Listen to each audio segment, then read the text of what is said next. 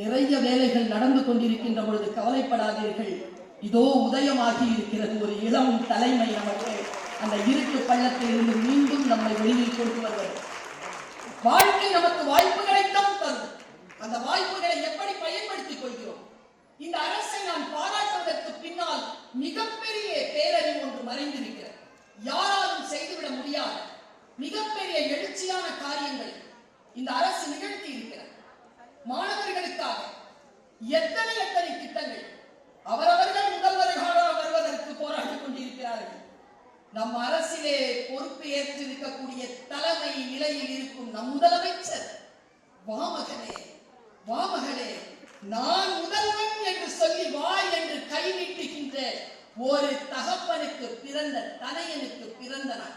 மிக சுருக்கமாக ஒரு செய்தியை உங்கள் மனதிலே அறைந்து விட்டு செல்லலாம் என்று நினைக்கிறேன். நீட்சிதான் எல்லாம் தோழமைக்க. இளைஞர்கள் இருக்கிறீர்கள், எல்லோரும் நம்மை அடிமைப்படுத்துவதற்காக திரையிலே வந்து செல்கிறார்கள். கிடையாது, ஒருபோதும் அடிமை தலைக்கு நாங்கள் போக மாட்டோம் என்று இவர்கள் சில கதவுகளை அடைத்து வைத்திருக்கிறார்கள். மிக மிக நுட்பமாக நீங்கள் மனதில் கொள்ளுங்கள். நான் இந்த மொபைல் இருக்கு இல்லையா, இந்த மொபைல நிறைய பேர் பார்த்துக்கிட்டே இருக்கிறோம். ரீல் பண்ணி பார்க்கிறோம், ரீல்ஸ பார்க்கிறோம். இதில் நான் பார்த்த ஒரு நல்ல விஷயத்தை சொல்லிவிட்டு அமைக்கிறேன். காட்சி இதுதான், இன்றைக்கு அது தேவையானது. அதனால் நமக்கு சொல்லிவிட்டு போகிறேன். நானும் எனக்கு சேர்த்துதான் சொல்லிக்கிறேன். ஒரு பெரிய வனாந்தரம். இந்த பெரிய வனாந்தரத்துல ஒரு ஆபீசர் அப்படி வந்து கீழே இறங்குறார். கையில நிறைய கயிறு, டென்ட் கட்டுறதுக்கான துணி எல்லாம் எடுத்து கட்டுறாரு. 20 செகண்ட் தான் வருது. எடுத்து கட்டுறாரு, வேக வேகமா காட்சி காட்டப்படுது. அவர் கையில ஒரு வேட்டை நாய். அந்த வேட்டை நாயை வெளியில எங்கேயாவது ஏதாவது மிருகம் இருக்கா, எனக்கு ஏதாவது ஆபத்து இருக்குமான்னு பார்த்து சொன்ன அனுப்புறாரு. வேட்டை நாய் போகுது சார்.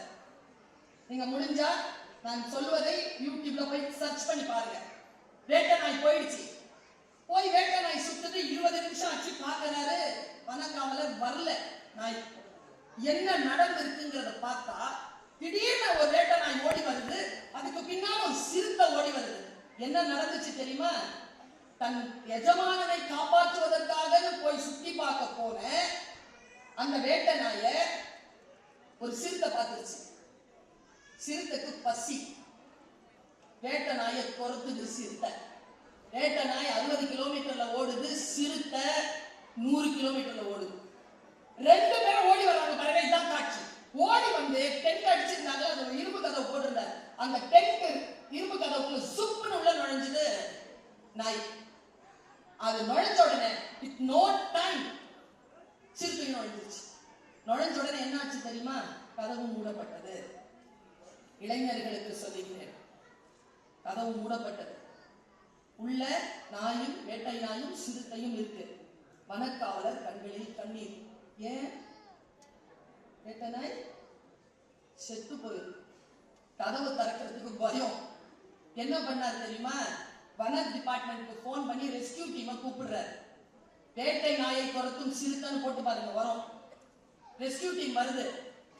கேமரா போடுது. உள்ள 4 மூலைகளையும் பார்க்குது. அது 360 டிகிரிஸ்ல பார்க்குது கேமரா. ஆச்சரியமான செய்தி என்ன தெரியுமா? நாய் சாகல. ஓரமா பயந்து உட்கார்ந்துட்டு இருக்கு. சிறுத்தைய காணும். சுத்தி பார்த்தா நாயாவது சுமாரா பயந்துட்டு. இந்த சிறுத்தை பூட்டின கதவுல நடுங்கி போய் எலி மாதிரி நடுங்கிட்டு உட்காந்துட்டு இருக்கு உயிரோட. கேமராக்கார ஒரு டைலாக் சொன்னாயா, இன்னைக்கு அதுதான் செய்தி. என்ன தெரியுமா சொன்னா? சிறுத்தைக்கு பசித்தது, வேட்டையாட புறப்பட்டது.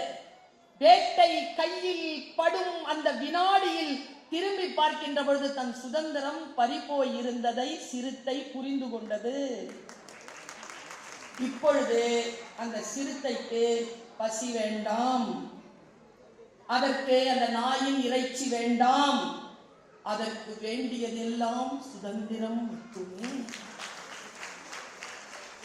நாம சொல்லட்டுமா? நாம எல்லாருமே ஏதோ ஒரு மோகத்தால் வேட்டையாடப்பட்டு கொண்டிருக்கிறோம். ஒரு மோகத்தால் வேட்டைக்கு பயந்து ஓடிக்கொண்டிருக்கிறோம். உங்களை பார்த்து சொல்லுகிறேன், ஒருவேளை நீங்கள் பசி வேட்டைக்கு புறப்படுகின்றவர்களாக இருந்தால், கதவு பூட்டப்பட்டு உள்ளே எலி போல் நடுங்கிக் கொண்டிருக்கக்கூடிய சிறுத்தையாக இருக்கிறீர்கள்.